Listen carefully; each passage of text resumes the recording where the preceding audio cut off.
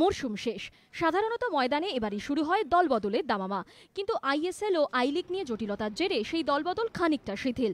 7 তারিখ কুয়ালালামপুরে এএফসির বৈঠকের দিকে তাকিয়ে ফুটবলার থেকে আইএসএল আই লিগের ক্লাবগুলিও।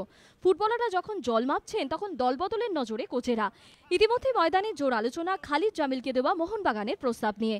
চলতি মরশুমে সঞ্জয় সেনের কোচিংয়ে মোহনবাগান ট্রফি না পাওয়ায় নতুন কোচ নিয়ে আলোচনা সবুজ মেরুন শিবিরে। আর এরই মাঝে ইস্টবেঙ্গলের পরবর্তী কোচ হিসাবে উঠে আসছে সঞ্জয় সেনের নাম। পরের মরশুমে ইস্টবেঙ্গলের দল গঠনের দায়িত্বে ক্লাব অ্যাডভাইজারি কমিটির প্রধান মনোরঞ্জন ভট্টাচার্য। সূত্রের খবর, মনোরঞ্জনের নজরে রয়েছেন সঞ্জয়।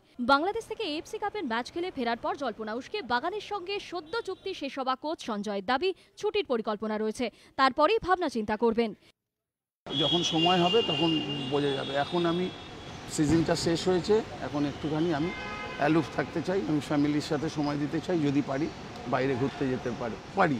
তো সুতরাং সেইটাই এখন আমার কাছে সবথেকে বেশি কাম্য। সবুজ মেরুন না লাল হলুদ, পরের মরশুমে কোন দলের দায়িত্বে সঞ্জয়, জল্পনা সবচেয়ে তুঙ্গে। এদিকে বাংলাদেশে আবাহনীর বিরুদ্ধে খেলতে গিয়ে সমস্যায় পড়ে মোহনবাগান।